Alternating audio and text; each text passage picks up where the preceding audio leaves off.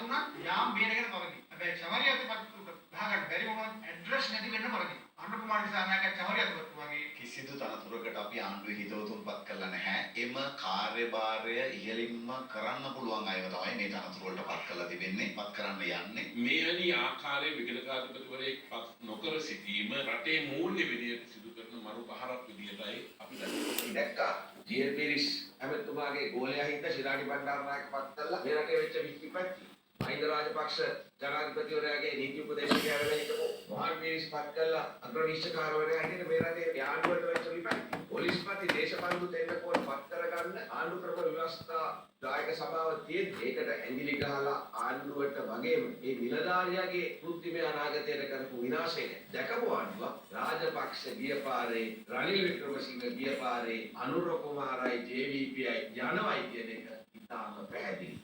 විගණකාධිපතිවරු පත් කරලා තියෙනවා. ඉතින් ඒ පත් කරපු හැටි බැලුවා නම් ලේසි මේ ප්‍රායෝගික වැඩක්. මට එකක් කියන්න